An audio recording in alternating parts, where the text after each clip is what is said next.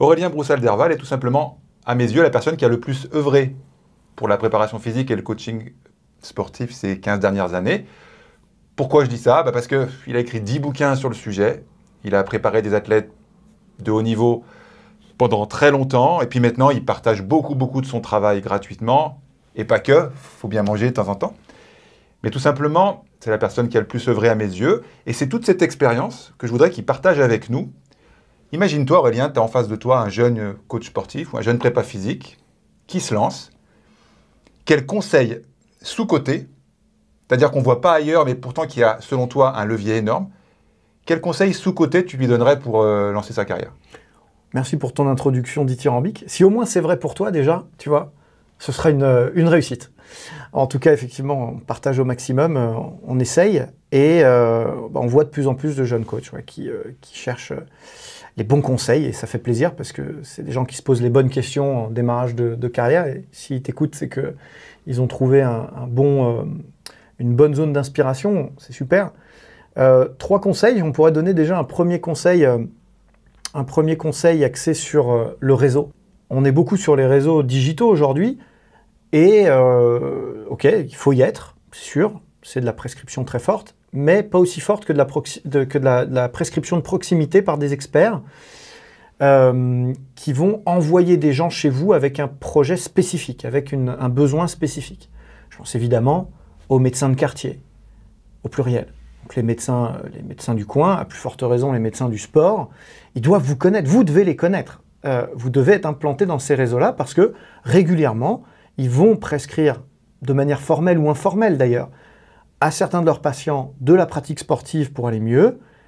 Et s'ils peuvent aller jusqu'à vous les adresser, tout le monde y gagne. On rentre dans une vraie logique de réseau et une vraie logique de prescription. Mais je pense aussi aux kinés. Les kinés du coin, une fois qu'ils ont réhabilité une personne, ils ne proposent pas tous, eux, du coaching dans leur cabinet. De plus en plus, mais pas tous. Et donc, vous gagnerez à être connu par ces gens-là. On peut penser aux diététiciens, aux nutritionnistes du coin. On peut penser aussi au réseau local, EPS par exemple. C'est souvent sous-coté ça. L'EPS, alors là, on est plutôt sur de la prépa physique, mais quand ils détectent des jeunes pépites, des jeunes talents, ils vont peut-être pouvoir s'appuyer sur quelqu'un du cru, du coin, qui a des ressources sur place, peut-être même une salle, qui pourra accueillir un jeune qui est en pleine croissance volet avant qu'il décolle sur un pôle ou sur autre chose. Donc un premier conseil, c'est de réseauter en local comme ça, de se dédigitaliser un petit peu et de revenir sur de la prescription de spécialistes locaux. Premier conseil. Entendu. Second conseil? Alors on pourrait donner un deuxième conseil qui est plus axé sur, cette fois-ci, le développement technique personnel. Et c'est vrai qu'on sait que ça prend du temps de se former. Ça prend du temps de se former, ça prend du temps de pratiquer. Vous connaissez mon motto, si vous ne le connaissez pas, vous le retrouvez assez facilement sur Internet, je vous le montre là. Crac, voilà, coach qui ne s'entraîne pas est un imposteur. C'est pas que de la provoque, c'est aussi parce qu'on fait un métier d'artisanat où il faut qu'on apprenne des compétences, qu'on déploie des compétences et qu'on les mette à jour, qu'on les entretienne. Et bien évidemment, il est compliqué de prendre autant de temps pour se former en continu. Alors aujourd'hui, on a plein de solutions, on a des podcasts, ce que vous êtes en train d'écouter, on a des émissions sur YouTube, on a du contenu encapsulé de manière très courte, on a plein de choses qui nous permettent de progresser en continu.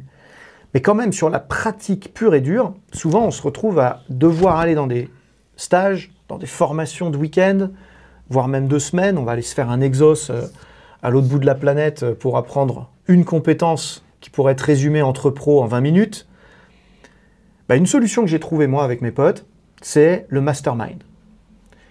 Ce qu'on appelle le mastermind, c'est un espace où on prend du temps pour nous et de manière régulière, on pratique, on s'entraîne, on ramène des choses qu'on a apprises dans le monde entier, au cours de formation, au cours d'observation, au cours d'entraînement, et on les met en commun, on les verse au pot commun. Et donc si tout le monde vient avec une nouvelle technique, une nouvelle méthode, une nouvelle planification, un nouveau type d'entraînement, chaque mois comme ça dans le mastermind, tout le monde grandit.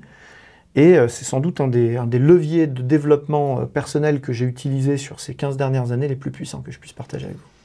Très intéressant l'histoire du mastermind, l'idée du mastermind. Parle-nous un petit peu maintenant technique pure et dure. par exemple, moi, à titre personnel, moi j'ai 48 ans maintenant, donc j'ai une génération d'écart avec la majorité des gens qui nous écoutent. Moi, j'ai grandi en me spécialisant sur les poids et les haltères, au sens propre. Tu vois, la barre olympique et les haltères, en tant que compétence technique. Je ne maîtrisais pas, et je ne maîtrise toujours pas, les kettlebells. Après, c'est un choix personnel.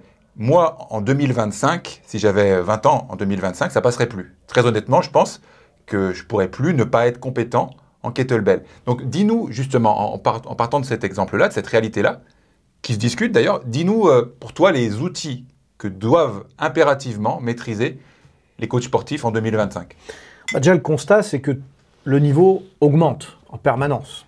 Nous, ce qu'on mettait 5 ans à apprendre et à découvrir parce que les mecs lâchaient pas les infos, parce qu'il fallait les inventer, parce qu'il fallait créer des codes d'un métier, aujourd'hui, on les apprend en 3 semaines. Superficiellement, mais oui.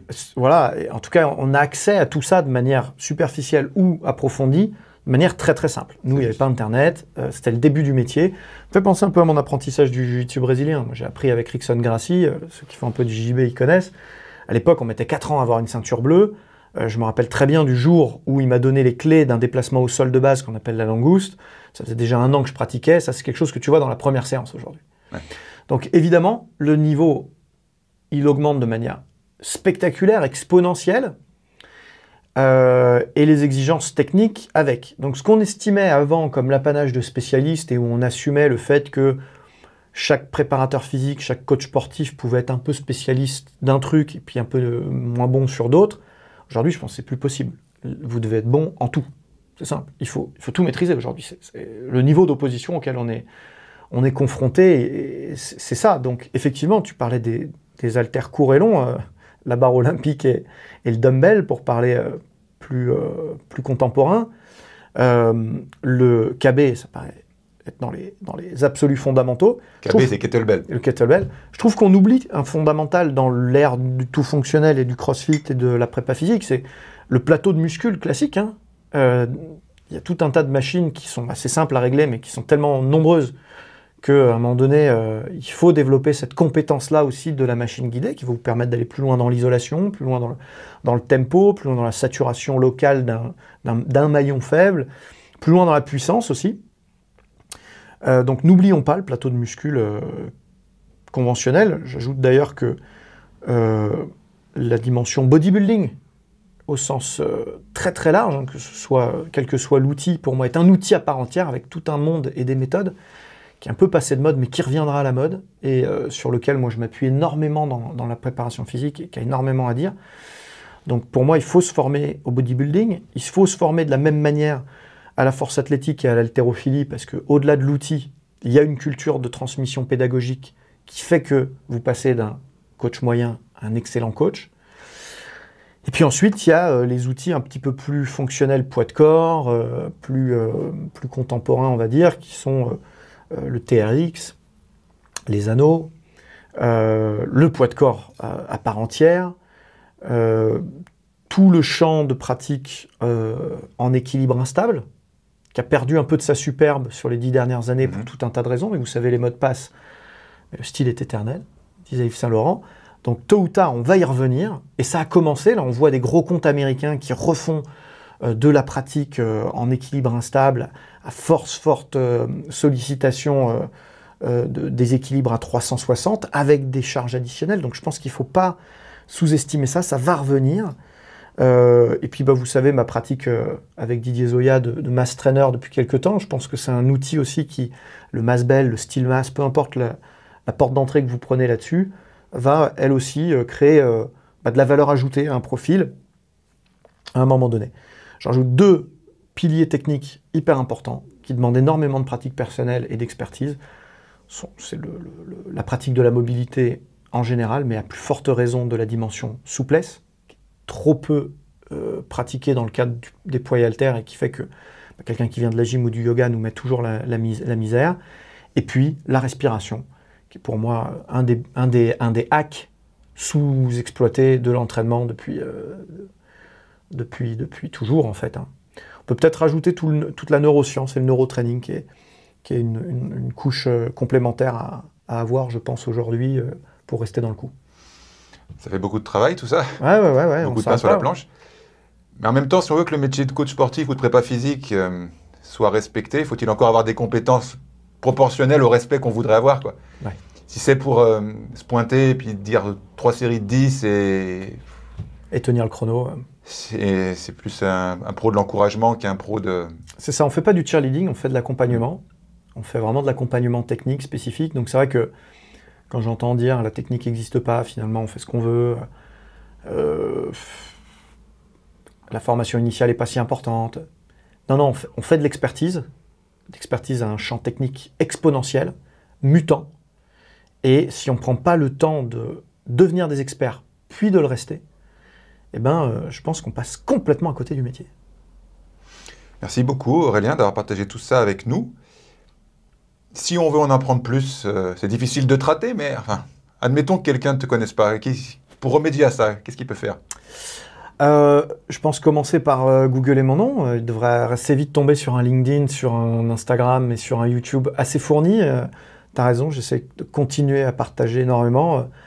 On a commencé à écrire ensemble les livres et puis les supports et les outils évoluant, on a toi et moi évolué vers les contenus digitaux et on essaye toujours de partager avec autant de passion et de ferveur. Il y a des outils intéressants qui regroupent un peu les deux mondes, hein, le monde de la lecture que je recommande toujours et encore. Lisez, c'est là qu'on apprend le plus de choses. Et encore aujourd'hui, hein, ça n'a pas démérité. Mais il est vrai que les nouvelles générations lisent moins. Il est vrai qu'il y a des livres qui sont plus ou moins digestes, que parfois, dans un livre de 300 ou 400 pages, on va extraire 2 infos clés. Et que on n'a pas forcément le temps de lire tout ça non plus. Donc je voulais parler de cet outil qui s'appelle Notebook LMS, qui est un outil d'intelligence artificielle de Google, qui est de plus en plus populaire, mais qui est peu utilisé par les coachs. Et c'est dommage, parce que si vous achetez des livres en PDF, en tout cas en version digitale, ou même que vous les scannez avec les téléphones aujourd'hui, vous scannez une page d'un livre ou un chapitre d'un livre en 2 secondes, derrière il y a de l'extraction de texte qui se fait, et vous collez ça dans Notebook LMS, et lui il est capable de retranscrire ce chapitre sous forme de podcast avec 2 personnes qui discutent entre elles. Oui. C'est incroyable. Et en plus, c'est pas de l'IA farfelue qui invente des infos, là, puisque vous lui avez donné un champ de recherche exclusif, limité à ce chapitre de livre-là. Et donc, il n'y a pas de faute dedans, en fait. Il va vous retranscrire ce que vous auriez pu lire sous une forme qui est plus adaptée au temps actuel. Merci beaucoup pour ton temps, Aurélien, et ton expertise. Eh bien, avec grand plaisir.